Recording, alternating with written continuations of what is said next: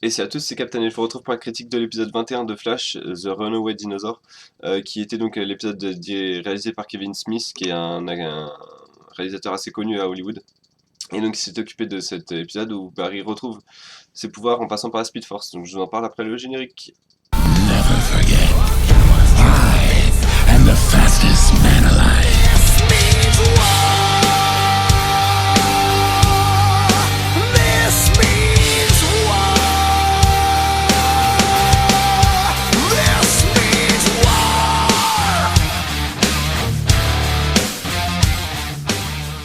You are next. Donc comme j'avais dit, en fait, le principe même de l'épisode, comment dire, la chose principale qu'il faut retenir de cet épisode et qu'ils ont vraiment voulu tenter dans cet épisode, le noyau central, en fait, c'est la représentation de la Speed Force.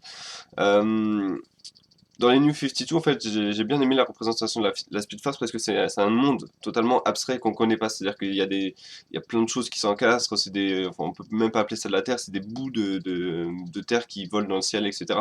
Avec des objets ou des choses, voilà, de différentes époques du temps pour montrer bien que la Speed Force a toujours existé. Là, la Speed Force c'était plus un effet Matrix qu'autre chose, et c'est pas forcément, et ça m'a pas forcément plu. C'est-à-dire que c'était un effet Matrix avec le Oracle. C'est-à-dire que on a des personnes qui parlaient à Barry, mais du coup qui étaient la représentation de la Speed Force, en lui parlant en plus ou moins énigme, en disant nous avons toujours été là, nous serons toujours là, retrouve tes pouvoirs, etc. Pourquoi t'es jamais venu sur la tombe de ta mère, etc. Je suis quelqu'un que tu connais, mais je suis pas cette personne. Je suis juste la représentation en gros de ce que tu t'en fais pour qu'on puisse te parler plus facilement. Et pour le coup, j'ai pas vraiment véritablement aimé ça. J'aime pas vraiment, après c'est vraiment personnel, que la Speed Force soit quelque chose de conscient en fait. Je préfère que ce soit juste quelque chose qui soit, comme Barry l'a dit, je préfère que ce soit quelque chose qui soit, enfin voilà, qui soit un élément avec lequel on puisse interagir, mais pas qui puisse interagir forcément avec les speedsters. Parce que du coup, après, ça donne quasiment en fait l'obligation de donner un but à la Speed Force, alors que là, enfin, clairement, elle en a pas. Et du coup, c'est quelque chose qui me dérange un peu de voir que elle peut entrer en contact avec Barry et elle l'aide à retrouver ses pouvoirs. Voilà, j'ai également pas trop aimé le fait qu'il y a très très peu de personnes dans la Speed Force. Enfin, il y a personne même dans la Speed Force, alors que théoriquement, il est censé avoir au moins une ombre de Zoom qui se déplace. D'ailleurs, je pensais que c'était cette ombre-là qu'on voyait, mais en fait, non, c'est Barry qui était en flash, qui attendait juste voilà, le moment d'être pris par son double.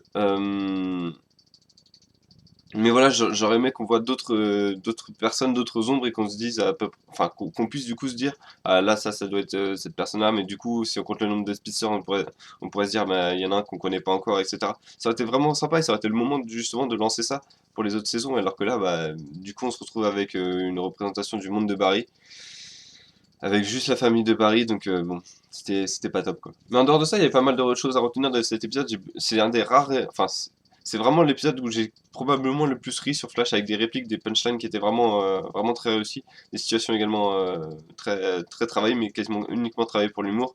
Je pense notamment au mec qui monte son humeur et avec une fille enfin avec une fille voilà, qu'il essaie de draguer. Et la fille dit mais c'est ta voiture? Et il dit oui c'est ma voiture. Après 30 secondes plus tard il dit mais c'est la voiture de ma mère, etc. Enfin bref, c'était assez sympa, c'est pas ce qui m'a fait le plus rire, mais c'est le premier exemple qui me vient. Euh, j'ai également bien aimé le fait que Barry soit plus en phase avec ses pouvoirs, pardon. Du coup, c'est lui qui réanime Jesse, donc on peut se douter maintenant. Wally, elle n'a pas j'ai pas l'impression qu'il soit devenu un Flash, en tout cas pas encore. Jesse, ça ne saurait tarder. Mais du coup, on peut se dire que maintenant, Barry, avec ses nouveaux pouvoirs, pourrait également, pourquoi pas, réanimer des gens, vu qu'il a plus ou moins, en fait, il a l'électricité qui court dans son corps. D'ailleurs, petit défaut, mais j'aurais aimé que le costume de Barry évolue, vu que, théoriquement, pardon, il est plus en phase avec ses pouvoirs, donc du coup, il est plus en phase avec la Speed Force, donc du coup, elle, elle coule véritablement dans son corps, et ça aurait pu être le moment pour nous mettre un nouveau costume, comme le costume de New 52, où on voit quasiment, enfin, on peut dire des veines d'électricité. Euh, j'ai bien aimé également le rôle un peu de tous les humains, mais surtout d'Iris dans cet épisode qui a l'air un peu plus, enfin voilà, j'ai l'impression qu'en fait que l'actrice ou le personnage en tout cas a été libéré depuis le dernier épisode et que voilà maintenant ils savent dans quelle direction ils vont aller et ils y vont et du coup ils la rendent un peu, enfin, ils ont pu à travailler sur son côté sentimental, je sais pas quoi faire de ma vie, etc. Maintenant le côté sentimental ça a l'air d'être réglé, c'est avec Barry et du coup on développe le personnage un- dans, enfin on développe un peu plus le personnage dans les situations qu'il exige comme voilà un méta-humain qui la poursuit, elle décide de se faire poursuivre en final. Décide de jouer la lapin. Donc ça c'était plutôt bien vu. Et la fin qui annonce du coup la guerre avec les méta-humains de la Terre 2. Cette fin était assez sympa. Même si j'aurais pas choisi ce plan-là, j'aurais peut-être choisi un plan où on circule à travers toutes les personnes, voilà, en passant à travers la foule de méta-humains, pour qu'on puisse au moins distinguer un peu plus des visages ou des choses comme ça. Mais ça c'est que mon avis. Donc j'ai mis 7 sur 10 à cet épisode. C'était pas un épisode mauvais, mais c'est pas l'épisode non plus marquant que j'aurais pu imaginer. C'est-à-dire que c'est quand même le premier épisode où on voit la Speed Force. Et je m'attendais à quelque chose de plus abstrait, de plus déconstruit, de plus osé en fait au niveau de la réalisation, plutôt que voilà de nous refaire limite en fait une sorte de flashback dans un univers un peu plus parallèle. C'est-à-dire en fait c'est quasiment le même monde qu'on avait à la fin de la saison 1 quand Barry était revenu dans le temps. Voilà, j'aurais aimé qu'on voit plus de choses dans la Speed Force, qu'elle soit plus déconstruite, plus fouillie également, avec plus de détails, plus de personnes, plus d'ombres de Speedster. Mais c'était pas non plus un mauvais épisode, c'est-à-dire que l'humour était sympa. Le fait que Barry encore une fois retrouve ses pouvoirs de façon totale et il semble cette fois les maîtriser complètement.